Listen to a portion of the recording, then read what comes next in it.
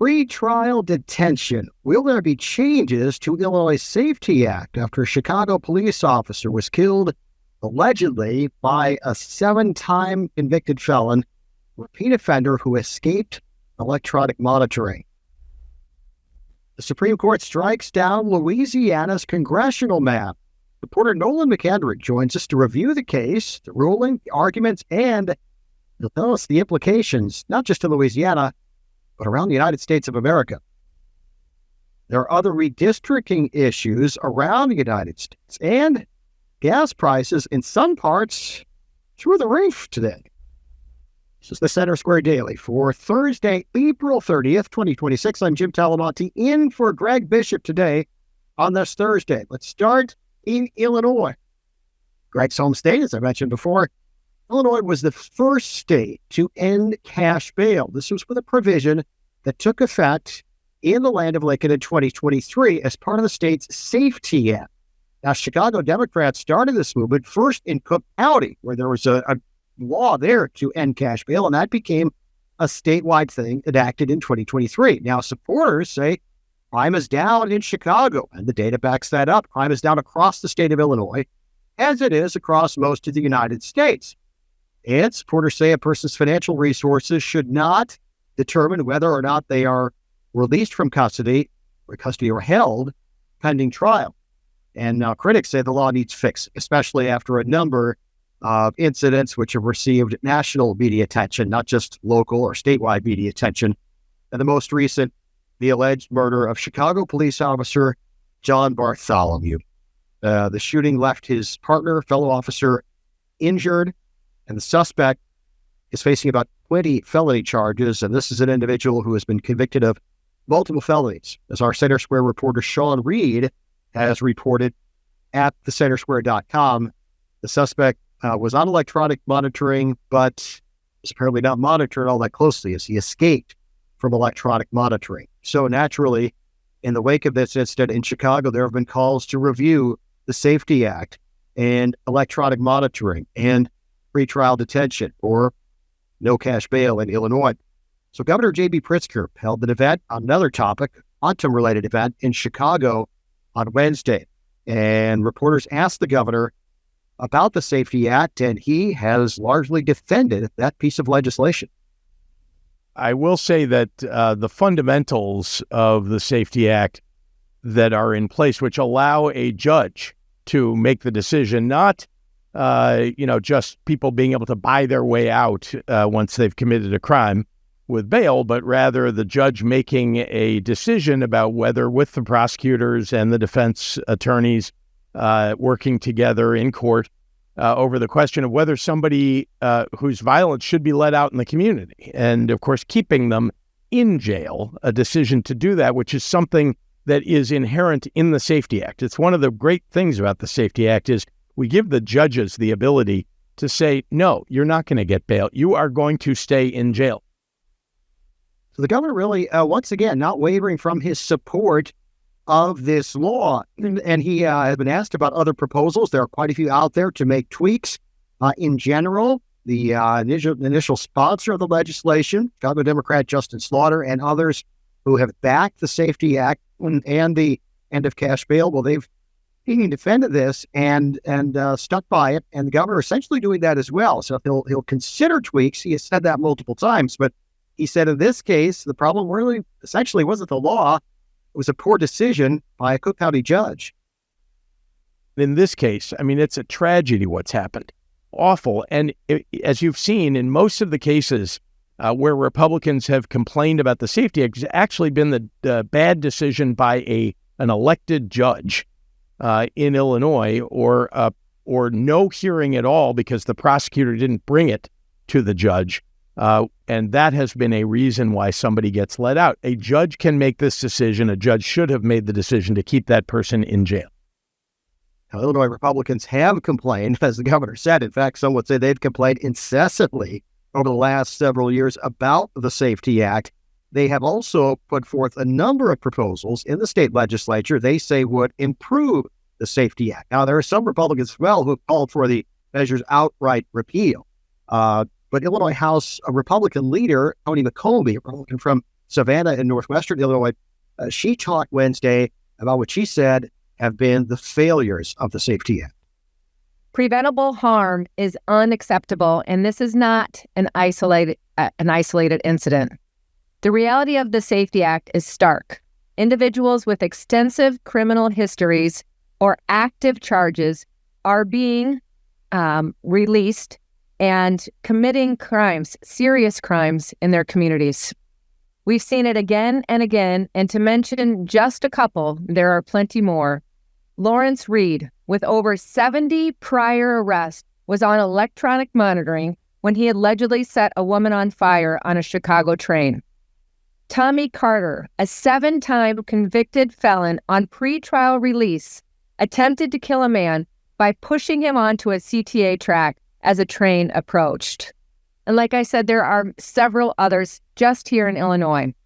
We've also seen individuals on pretrial release involved in police chases, reckless firearm discharge on public transit, and violent attacks on law enforcement even after cutting off their electronic monitoring device. This is not a pattern, not an exception. That's Toni McCombie. She's the Illinois House Republican leader. Now, on the Senate side, there's a brand new proposal. And again, Republicans have introduced dozens of pieces of legislation to make changes to the Safety Act. One of those came from the Illinois Senate Minority Leader, John Curran. He's from Downers Grove in the western suburbs outside of Chicago. He said Senate Bill 4195 would revoke pretrial release in cases where an individual commits a felony while on release. This is John Curran, the Illinois Republican leader in the state Senate. Letting violent offenders out over and over again to commit more violent crimes isn't creating less prisoners. It's creating more victims and more chaos. This bill is a critical solution to hold violent criminals accountable and protect potential future victims. Senate Bill 4195 and the companion House Bill 5757 are basic common sense amendments to the Pretrial Fairness Act that says if you are arrested for a felony and you're on while you're on pretrial release with an ankle monitor for another felony, you are held until you have your day in court and have resolved both cases. Pretrial release is a second chance. It is not a third, a fourth, or a 12th chance to go and create more chaos in society, harm victims, or even kill police officers. Senate Republican leader John Curran. Now, Republicans aren't the only ones, though, calling for changes to the Safety Act. Illinois Comptroller Susana Mendoza, a Chicago Democrat who is not running for re-election as comptroller, but there is much talk about her running for mayor of Chicago. She made a previous run, and she is considered potentially one of the top candidates who could give Chicago Mayor Brandon Johnson a run in 2027. Susana Mendoza said that she, in an article by Sean Reed at centersquare.com, discussed this and talked about the need for changes and that electronic monitoring as it stands isn't working. Also, Cook County State's Attorney Eileen O'Neill Burke, Chicago Democrat, same thing, calling for changes. But Mendoza in particular said that the law needs to be changed, and at least two Chicago aldermen, and all of the Chicago aldermen are Democrats, but two who are not part of, say, the Socialist Caucus, who would be seen as more right-leaning Democrats, Raymond Lopez and Silvana Tavares, also came out with statements after the death of Chicago police officer Sean Bartholomew, coming out and saying, we need changes. This needs to change. So that's going to be a story we're keeping an eye on. Will there be movement in this legislative session that, we're down to just over a month left? Doesn't appear likely, but we're going to be keeping an eye on that. And again, brand new proposal in the state Senate yesterday. So we'll see if that gains any traction at all in the Illinois Senate. Our reporters at the Illinois Capitol, Greg Bishop, Sean Reed, we'll be keeping a close eye on that because it's a story that doesn't appear to be going away. It seems whenever it's one of these incidents, tragic, criminal, however you may want to describe it, these calls to repeal the Safety Act once again come up. Although, again, supporters of the legislation say the crime is down. So that's a story we will continue to watch at thecentersquare.com. Now, one of the big stories across the country as we move beyond Illinois to a story that has all kinds of national implications was a U.S. Supreme Court ruling on Wednesday. The High Court ruled place limits on the Voting Rights Act, ruling that Louisiana's congressional map relies too heavily on race. And so we're going to look at this ruling, and it has, as I said, all kinds of implications across the country. Lawmakers, now we could be looking at in Louisiana and potentially in other states as well. We'll get into some implications in other states once we get beyond the ruling itself, reviewing it, the arguments, the pros and cons, and what we're hearing again. But the epicenter for this case, although the decision came down from Washington, D.C. with the U.S. Supreme Court, the epicenter is Louisiana because the case involved the challenges to the Voting Rights Act, specifically Section 2, how it affects the Louisiana congressional map, which now it appears is going to have to be redrawn. So our reporter, Nolan McHenry, is going to be joining us here on the Center Square Daily to discuss this. And we're very pleased to bring in Nolan. Now, Nolan, great to see you. Thanks so much for joining us today. Hey, Jim. Thanks for having me. I appreciate it.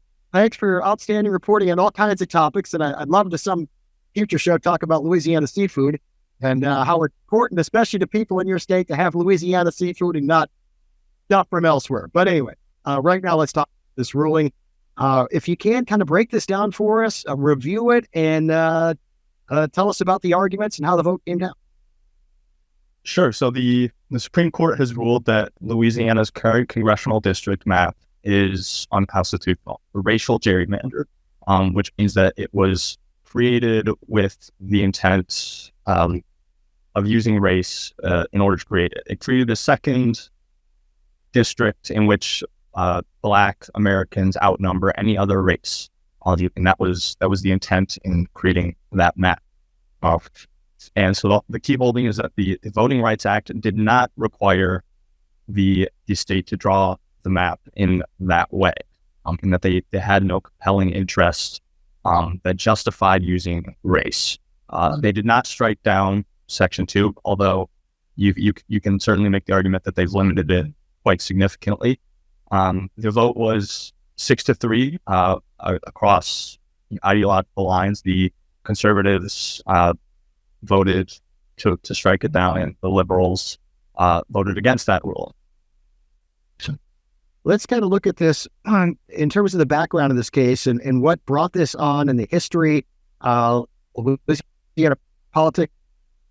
It's going to be fascinating at times. If you can, tell us a little bit about the history and how this case came to be a case in the first place.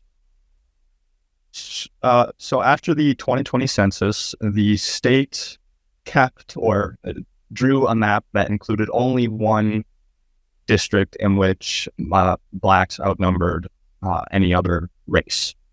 So in one district. And that bothered many people because African Americans constitute about a third of the population in the states. They sued in order to force the state to draw a map with two majority Black districts, and this map drew a district that stretched from the northwest part of the state near Shreveport all the way down to Baton Rouge, and this map has just been struck down. The court said that the state has to draw a new map now, and the fight is soon to come.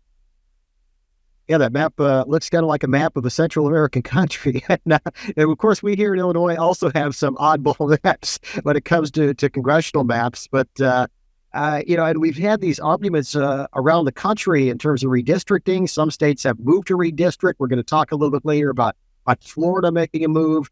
What were some of the arguments pro and con? Of course, we've seen partisan reaction, not just in Louisiana, I suspect, where you've seen it, but around the country. But what were some of the arguments, legal and otherwise, regarding it?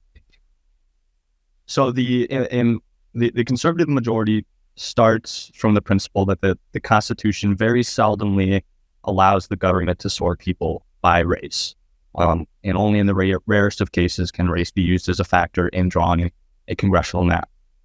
They're basically saying that the Voting Rights Act cannot be used to force states into drawing a race-based district unless there's strong evidence the law truly requires it. And so that they're worried that that Section 2 has sort of started to function like a demand for proportionality, which the statute itself does not necessarily guarantee.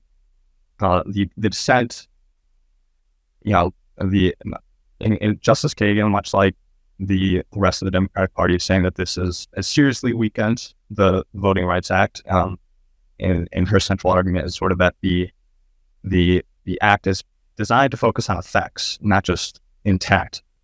So in other words, the question should be whether minority voters have less opportunity than other voters to elect candidates of their choice. So in Louisiana, overwhelmingly Democrats tend to be Black and Republicans tend to be white.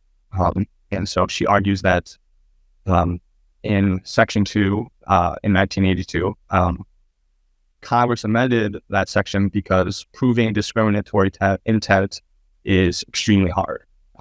You're unlikely to find a legislature that is saying that we are drawing this map in order to limit the voting power of a certain group. And so the dissent is saying that the majority is in effect created a loophole, and if race and party overlap, a state can now say we are targeting Democrats, not Black voters. And so there, as I said, there are going to be implications across the country. But first, it is an election year. What happens now in Louisiana? There's going to have to be, correct me if I'm wrong, a mad scramble to get a new map to change the one we just saw. That's right. And that scramble has started today. The governor put out a statement today saying that they intend to redraw the map before the general election. In fact, they plan to postpone the primary, which early voting for which is expected to start on Saturday. Not anymore. So this is a monumental change, and it will have serious implications for the general election in November. I talked with the University of Illinois law professor yesterday because in Illinois yesterday, in the wake of this ruling, the state Senate was set to move on a redistricting amendment. It was a measure for a state constitutional amendment that would have changed the way districts are drawn, and race was a key part of that. The measure had already passed the House. It was actually sponsored by the Speaker of the Illinois House, and the Senate had hit the pause button on this. The Illinois Freedom Caucus came out immediately and said, see, we told you so. Essentially, this was unconstitutional. But when I talked with the professor, Jason Mazzoni from the University of Illinois, he's director of the program on constitutional theory, history, and law at the University of Illinois, Urbana-Champaign. And he said the short-term effect of this could be chaos. And I guess you kind of described that in Louisiana. We said now there are going to be states all over the country being an election year looking to redraw maps. Then you're going to have litigation related to that as voters are, in some cases, getting ready to go to the polls or maybe soon going, or in some cases have gone. So your thoughts on those implications and how is that kind of the sense you get too in Louisiana that this could really create voter confusion? Certainly. I mean, there are some votes that have probably already been cast. So it's unclear what will happen to those votes. Will they just be voided? Presumably so. The question is, I mean, can you in Louisiana at least, can you have an election that uses a map that is ruled unconstitutional? If they were to go ahead with the election, it's very, very possible that whoever loses the election is going to challenge the results and saying that, well, this map is unconstitutional and therefore the election was void in a sense. Yeah, so I can imagine there's some lawyers just lining up on both sides of this because that's essentially what the Professor Mazzoni told me. So there's going to be litigation in this place. Has anyone come out yet to, I guess we're going to wait to see what the state does, right, before you can actually see what kind of cases might come out of this? Yes. Well, I was told yesterday by at least one lawmaker that they were considering using several quote unquote placeholder bills. These are bills that are already filed in the legislature that they could amend just to get them through committee and out of the House in order to avoid having to convene a special session that designated to redistricting. And so that's it seems like that will happen, that doing everything they can to redraw these districts before the general election. Nolan, fascinating stuff. Thanks so much. Great reporting. I saw your story on that before anybody else's. It was up, it seemed like, immediately.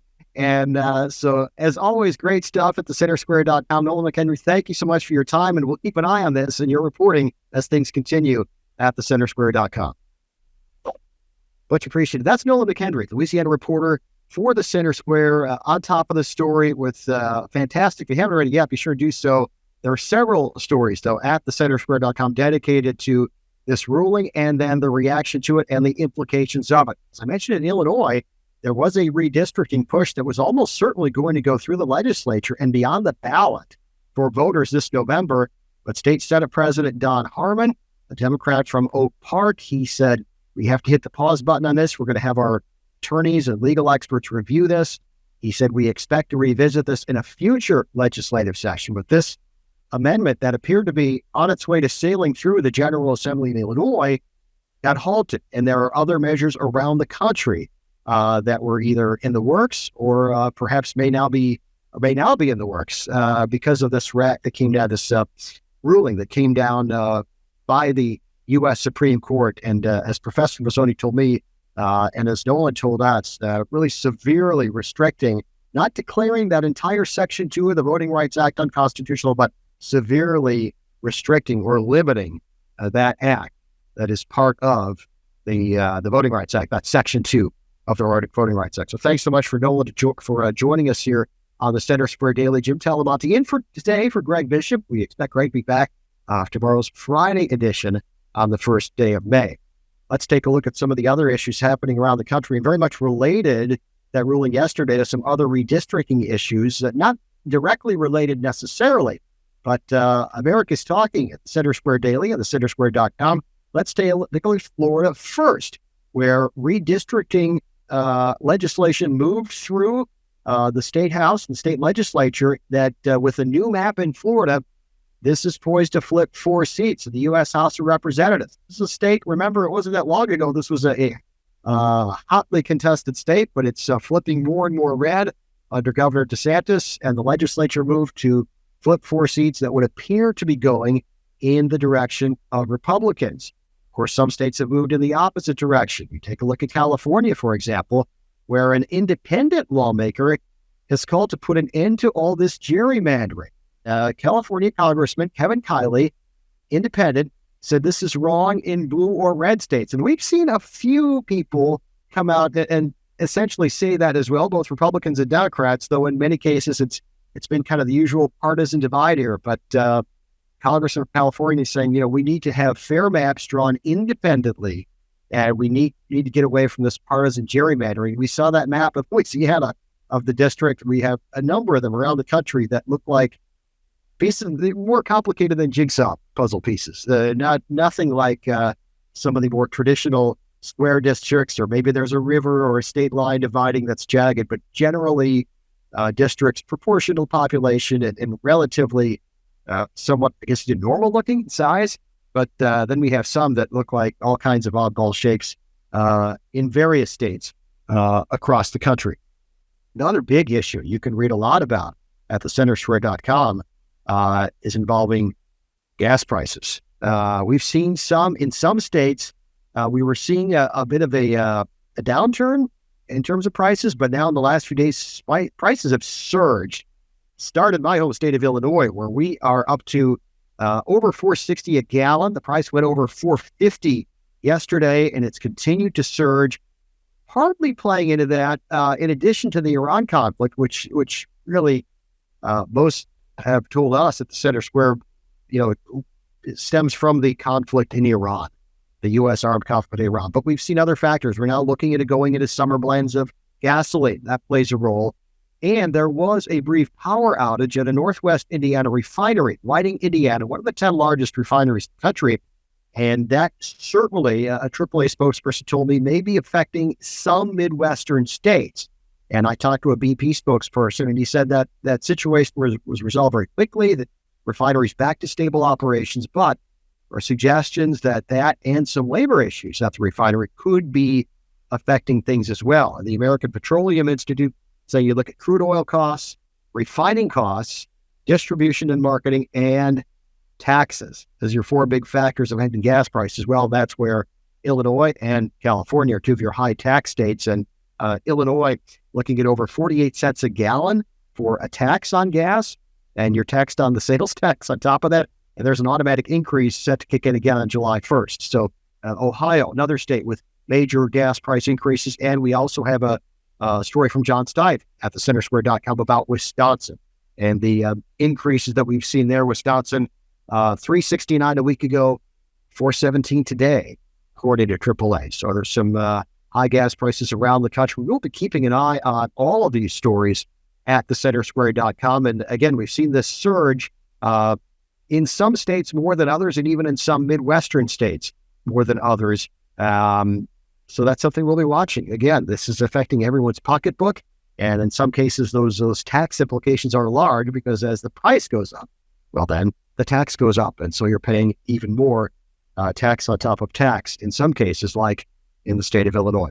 We'll have much more. Speaking of Illinois, we expect Greg Bishop back tomorrow here for America's Talking in the Center Square Daily. Thank you for tuning in. Thanks to Sam and Eliana for all their help. I'm Jim Talamonti. Have a great day, and thanks for joining us. Be sure to like, share, subscribe, all that good stuff on your favorite platforms. This is the Center Square Daily.